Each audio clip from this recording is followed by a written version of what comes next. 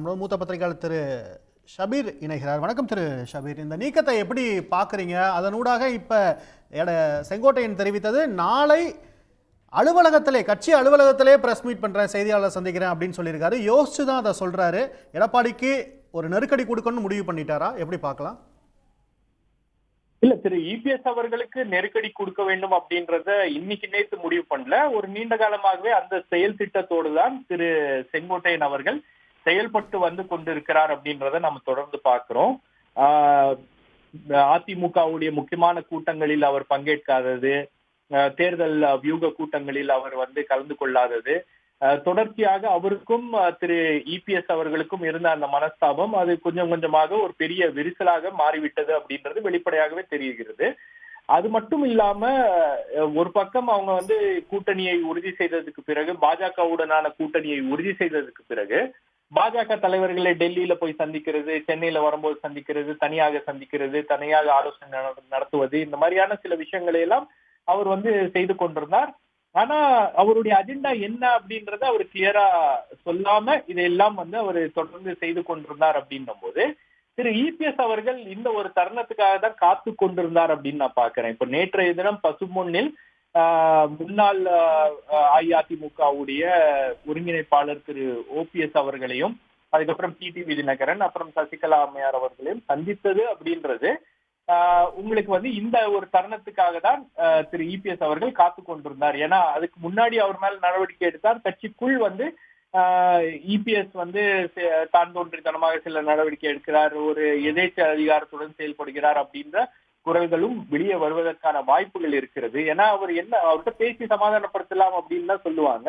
இப்போ வெளிப்படையாகவே ஒரு எதிரணியில போய் சேர்ந்து அவர் வந்து பணியாற்ற போகிறேன் அப்படின்ற ஒரு ஸ்டேட்மெண்ட்டை ரொம்ப ஸ்ட்ராங்கா செங்கோட்டையன் கொடுத்ததுக்கு பிறகு ஒரு லீடர்ஷிப் அவர் வந்து சேலஞ்ச் பண்றாரு. இபிஎஸ் உடைய லீடர்ஷிப்பை அவர் வந்து நேரடியாக சேலஞ்ச் பண்றாரு அப்படின்னும் போது இந்த நடவடிக்கை அப்படின்றது எதிர்பார்த்த ஒரு விஷயமாக தான் இருக்கிறது. அப்படிதான் நான் இதை பாக்குறேன்.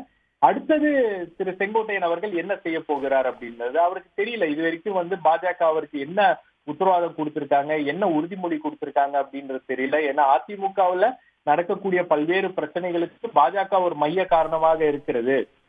அப்போ பாஜகவில் இருக்கக்கூடிய தலைவர்கள் அவருக்கு என்ன ப்ராமிஸ் பண்ணியிருக்காங்க அப்படின்றது தெரியல. ஸோ அப்படி இருக்கும்போது இன்னைக்கு அவர் ஓபிஎஸ், டிடிவி தினகரன், திருமதி சசிகலாவோட இணைந்து செயல்பட போகிறார் அப்படின்றத அவர் வெளிப்படையாக சொன்ன பிறகு இந்த மாதிரி 3 பேர் ஒரு கூட்டு நடவடிக்கையாக தான் அதிமுகவை மீட்டெடுக்க போகிறோம் அப்படின்ற அந்த நடவடிக்கை குழுவுல அவரும் இணைந்து விட்டார் அப்படின்னு தான் நான் பார்க்கிறேன். அந்த அடிப்படையில அவருடைய நோக்கம், அவருடைய எண்ணம் எல்லாம் வந்து அதிமுகவை மீட்டெடுக்க வேண்டும். வருகின்ற தேர்தலில் அதிமுகவுக்கு எவ்வளவு டேமேஜை கிரியேட் பண்ண முடியும்? ஏன்னா தொடர்ச்சியாக திரு டிடிவி தினகரனா இருக்கட்டும் அல்லது திரு ஓபிஎஸ் அவர்களா இருக்கட்டும், ஏடிஎம்கேக்கு எங்களால வந்து ஒரு பெரிய பாதிப்பு இருக்கு, எங்களை நீங்க உள்ள அலோவ் பண்ணலன்னா, எங்களை நீங்க சேர்க்கல அப்படின்னா அதன் மூலமாக அதிமுகவுக்கு தான் ஒரு பெரிய பாதிப்பு இருக்கிறது அப்படின்றதான் வந்து அந்த சில தேர்தல்கள்ல அவங்க தொடர்ச்சியாக அந்த பாயிண்ட்டை தான் வந்து அவங்க ப்ரூவ் பண்ணிட்டு இருக்காங்க.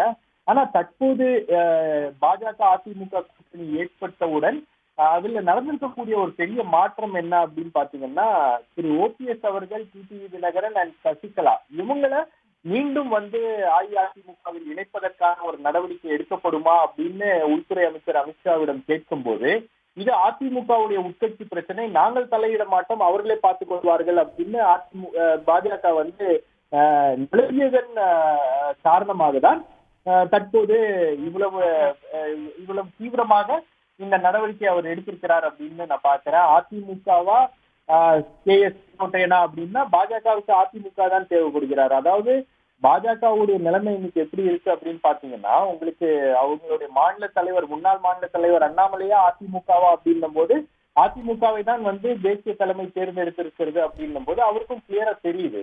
அப்போ இந்த ஒரு நடவடிக்கை எடுப்பதற்கு சில காரணங்களை இபிஎஸ் தேடி கொண்டிருந்தார்.